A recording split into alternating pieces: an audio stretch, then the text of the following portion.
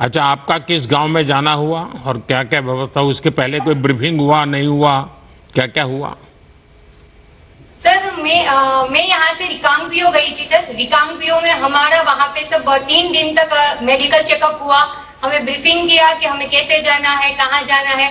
फिर सर वहां से हमारी यात्रा शुरू हुई धार चांगो निचला की ओर सर। और वहां पे जाके सर सच बताऊं तो मैंने सोचा नहीं था कि मैं एक छोटे से द्वीप से वहां सीमावर्ती गांव तक पहुंचूंगी सर। लेकिन मुझे ये अवसर प्रदान हुआ है माय भारत के माध्यम से विकसित अर्बेज विलेज प्रोग्राम के तहत। सर मैं बताना चाहूंगी और मेरे साथियों को भी ये बताना चाहूंगी कि एक लड़की होने के नाते सर परिवार से इतने दूर पहाड़ों के बीच इलाकों में मुझे जाने का अवसर मिला सर। ये तो बहुत ही नया सफर था और मेरे लिए चुनौतियों भरा भी। लेकिन सर जब मैं वहां गांव में पहुंची ना सर, तो गांव वालों ने जिस प्रकार से मुझे हक करके स्वागत किया है गले लगा के, मैं एक तरीके से तो भूल ही गई थी कि मैं दीव से आई हूँ वहां पे। और सर मैं वहां पे मेहमान नहीं थी, मैं वहां पे उनके परिवार का एक हिस्सा बन चुकी थी। उन्होंने तो सर मुझे अपनी बेटी मान लिया था।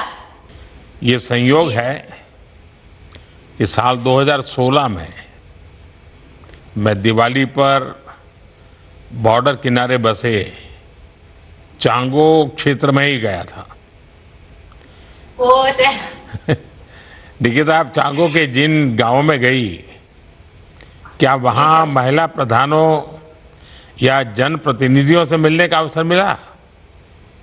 हाँ सर मिला ना हमें सर। मैं जब चांगो धार का भ्रमण कर रही थी गांव का, तो वहाँ की प्रधान, वहाँ पंचायत के प्रतिनिधि, महिलाओं, किसानों, बुजुर्गों और बच्चों से सर मैं मिली, उनसे बातचीत की। और जब मैंने महिला प्रधान से सर बातचीत की तो पता चला सर मुझे कि वो घर भी संभाल लेती है, खेती भी संभाल लेती है, वहां पे जॉब भी कर लेती है।